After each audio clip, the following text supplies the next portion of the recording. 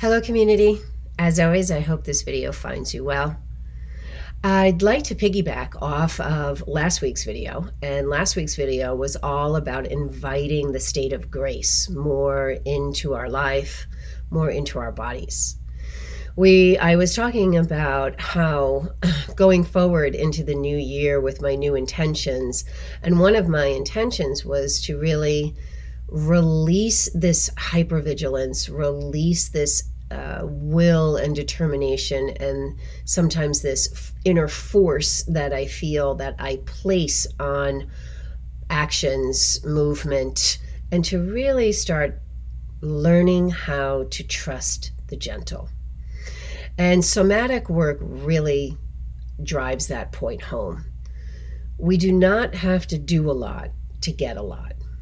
And in order to invite more ease into the body, oftentimes it doesn't take a lot to release the tension. Actually, I'm going to correct that. I don't want to release the tension. I want to dissolve the tension. So I'm just wanting to bring you through a gentle somatic exploration. We're going to do some body work today on how to invite this sensation in our bodies more and more. Because if we feel a certain way, it's like we're embodying it. We will live it. There's no way that we can feel an inner force, an inner drive, and yet have this sense of ease in our bodies. So oftentimes we don't trust it because we think we're more productive if we are forcing and really putting a lot of will and determination.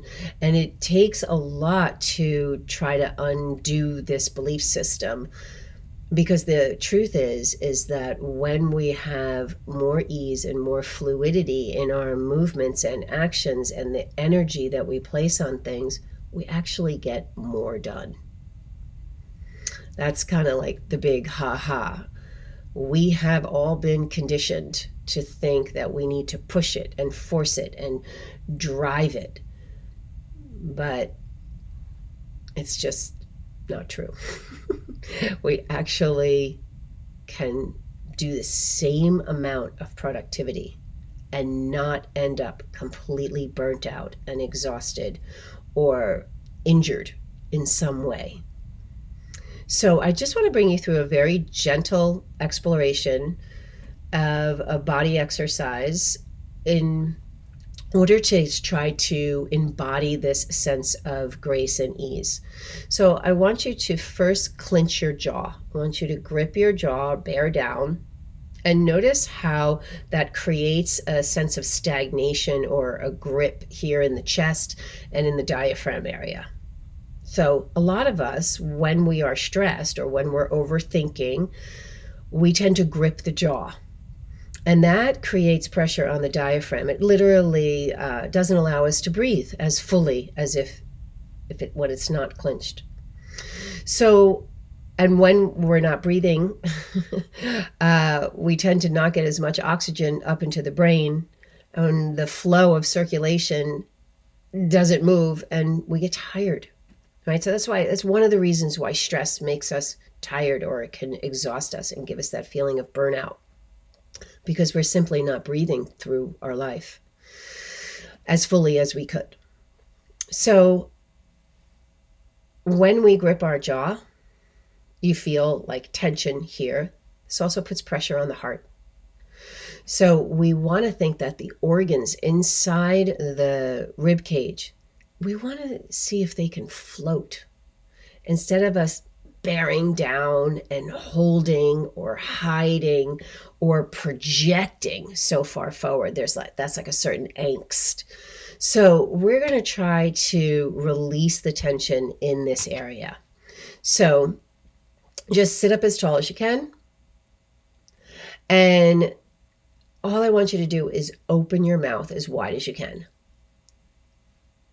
Stretch your jaw. Move your jaw from side to side.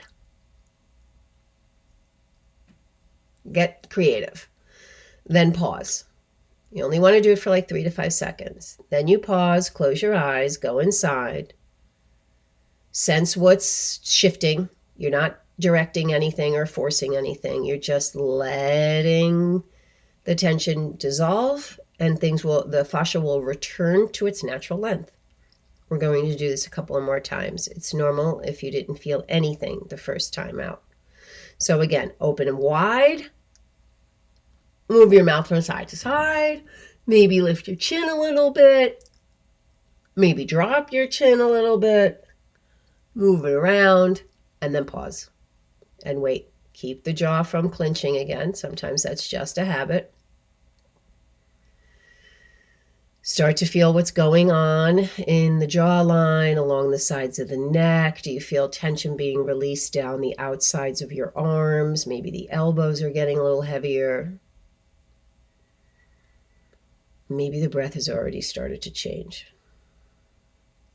The idea is to allow the diaphragm to be buoyant. Nothing forced, nothing imposed.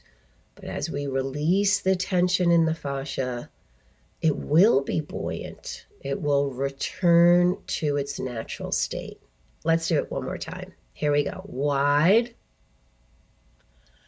side to side, lift your chin, drop your chin, look to the right, look to the left, and then pause. Keep the teeth separated.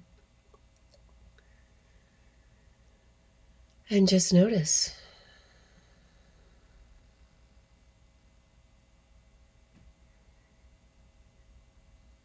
And just enjoy. If you feel like you need to do it one more time, usually we don't have to do it more than 4 or 5 times, 3 times eventually. But this is something you could do at your desk, maybe while you're driving, as long as you're safe. And the other thing you can do is to take your fingertips and put it inside your jaw if you let the upper and lower teeth open, and do a little massage as you move your jaw around. And then pause. The idea is that the more we do this, the more the fascia will return to its buoyant state and natural length. And you will actually feel the uncomfortableness of gripping your jaw. Because right now, a lot of us are gripping our jaw and we don't even feel it. I call it like it's an uncomfortable comfort zone. But the more we do explorations like this and release the tension, the more we will notice when we are doing it, so we can catch ourselves in the moment. And in that moment, you have choice. And that's one of the reasons why somatic work offers us freedom. Because if I have choice, I have freedom. I'm no longer stuck in my habits. So I'd love to hear your thoughts. Keep practicing. Usually every other day is best. And within a 6-week time, you will notice a difference with continuous practice. So I hope this helps. And as always, I love to hear your insights, explorations, and feedback. So have a great week. See you next week.